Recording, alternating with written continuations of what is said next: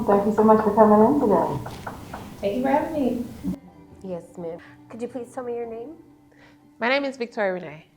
Could you please tell us a little bit about yourself? What do you want to know? Like what side of me, I guess, do you want to know? Whatever you want to share. Start at the top. Right. So I'm from the south side of Atlanta. And I'm really fortunate because I was able to see the full socioeconomic status spectrum in my community. I went to school with the children of congressmen and criminals, doctors and drug dealers, and lawyers and liars, which arguably could be the same thing. But what it really taught me at an early age is that my life could go any way, right? We can go high, we can go low, and nothing is out of reach. Yeah. I'll start with my parents. These are both very entrepreneurial, go-getter people. Like my dad, he was one of the first Black contractors to have a contract with the Georgia Department of Transportation. And he could build anything. I literally watched him take blueprints to bricks to building my grandmother's entire house. And my mom, man, she was a fierce lady too. She traveled all over the world from here in the US to different countries in Africa and Europe and connecting businesses. And this lady even had her own talk show. These people worked hard and they had such an impeccable work ethic that I remember when I was younger watching them, I was like, look at here. I'm finna go get me a regular job because they work all the time. That is just too much for me. And then fast forward, by the time I'm a teenager, I did have my first real job dropping chicken at Zaxby's. And I'm telling you, I lasted about a month before I realized, you know what, I make more money babysitting and putting on the fashion show in my neighborhood and selling candy that year. I guess I was a bit of a go-getter myself as well. And I don't know, just watching them, and they always instilled in me that no matter how educated, how accomplished, how well-dressed and decorated you are, there can always be somebody hating and trying to suppress you. So you got to be able to create the opportunities for yourself. And that is what I did. So yeah, I guess I was truly a go-getter. And this was something that I was attracted to. I looked for other go-getters. And by the time I was also in high school, I found myself, romantically involved with some not too savory characters, that typical good girl, bad guy story. I was really on the verge of becoming a trap queen. But I myself never engaged in any illegal activities, but things were happening. And I didn't willingly seek out these bad boys. It's just that was what I found out after I had already fallen for them. And I thought oh, I can save them. But again, it was such a cliche. So y'all don't want to hear that. I was the bad girl. Oh, for real? Oh. Okay, I see you. But no. Y'all don't want to hear that. This is an interview. So you guys want to hear that I'm Victoria Renee, and I went to Barry University, and I studied psychology, and I was really into the Black experience. I wanted to understand Black phenomena. I was all about my people and what we were doing. And so I did a study about good hair in the Black community. I tied it to self-esteem. It had statistically significant results. And long story short, that landed me at Columbia University. And I was into forensic psych. And there I wanted to study juvenile drug dealing behavior. So my research was about the biopsychosocial factors that influence trapping. And I define trap as a 3-step process in the means of, it's the circumstances that you're in, feeling literally trapped, and then engaging in this trapping behavior of drug dealing, and then being further trapped in the unforgiving criminal justice system. So that was really my bag. I, again, wanted to understand what kind of phenomena were affecting us, passionate about the war on drugs, passionate about why are we under such systemic oppression? And, that's kind of what I leaned into. And by leaning into that, I became an award-winning researcher, again, by leaning into the things that were of my interest. And I had the intention of going on and becoming a forensic psychiatrist. I was going to be Dr. V, and that was supposed to be my trajectory. Yeah, y'all like that one. That one works, right? Except that I kind of threw it all away.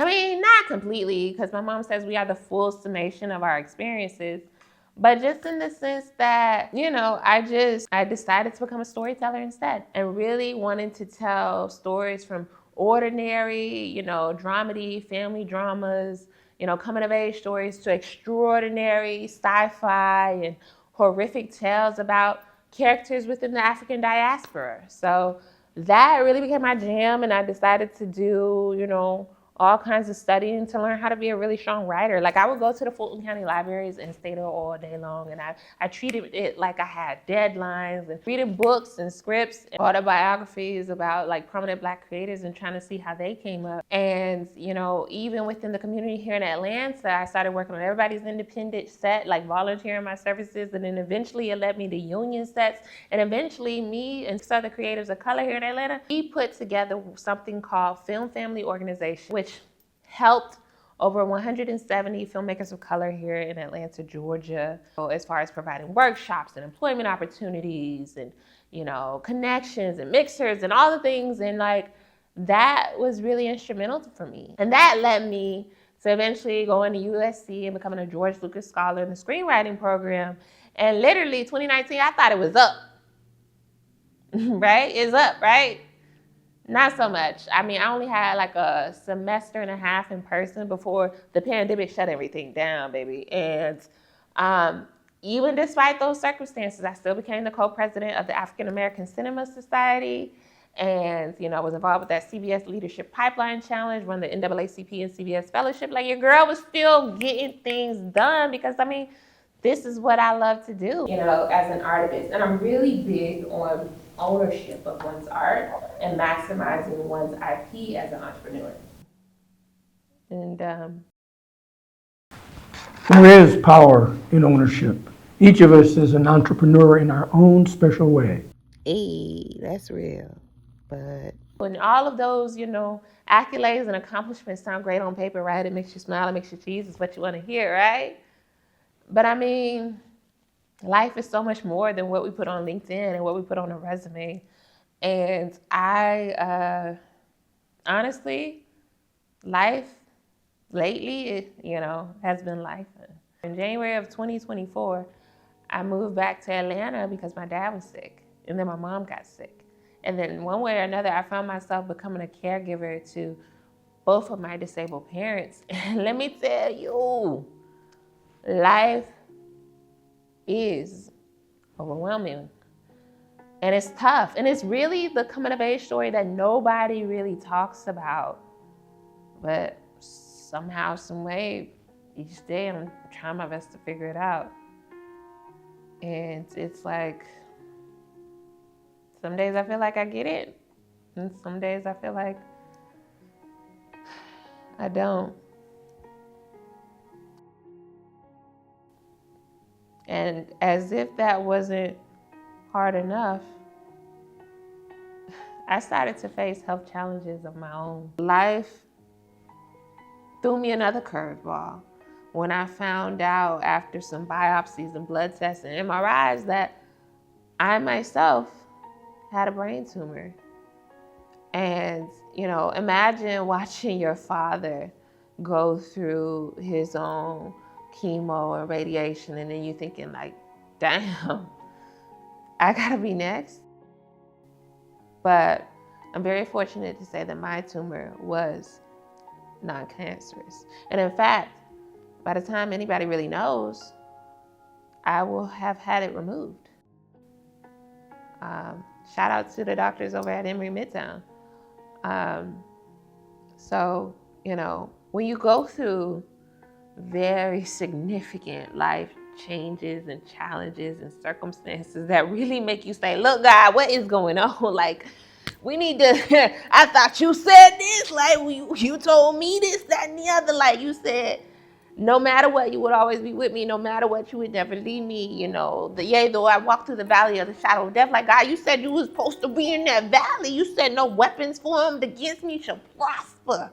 And the reality is, like, the weapons have formed. I've been in that dark ass valley, but you ain't tell me about this. When you told me to be obedient and pursue these dreams, you never mentioned that I would end up here. You never mentioned that I would end up back in Atlanta. You never mentioned that I didn't know. And here I am. And yeah. You know, I truly believe in Jeremiah 29:11 that despite all these challenges, you still have a plan for me, a plan to prosper me and to give me a hope and a future. And I feel like each point of my life, albeit it seems flighty and insignificant or just wild to others, like I feel like I've always moved towards my purpose to inspire others. And whether I do that through a psych study, doing therapy, creating books and movies and commercials and music or whatever, like I feel like hopefully in some way I'm doing that. And so this is me with my mask off. And I hope that by me sharing my truth that you'll feel inspired and motivated to show the real you. So that's me. It's clear as day. The visionary, Victoria Renee.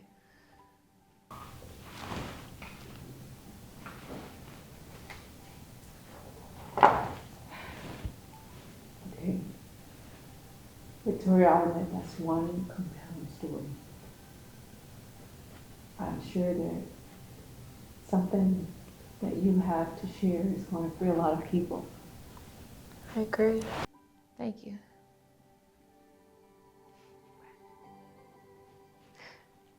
All right, since we got our mask off, so we're being our authentic selves now. I mean, y'all want to go out? Oh, yes. Okay, bet. Oh, hell yes. Bet. So what y'all like to do? I like to do stand-up comedy. Everybody ought to come to my next show. Oh, okay. that's a good idea. Nice. Oh, that'd be Roller fun. skating. getting drunk. Oh, that's even funnier. That's my type of girl. Oh, I love it. I love it. Okay. Well, V, you have showed me that life is too short to be hiding behind that. Real. So if it's okay for me to share, Yeah, go ahead. because I like to party. Okay. Let's go party. Yeah, Let's let's do it. I know the best place, V. Let's I bet you do. This the best interview you ever had, V. You ain't gonna never have another interview like this. Come on, come Come on. with us. Come with us. Outside. Yes. All right. Bye. I'm trying to go. Hey.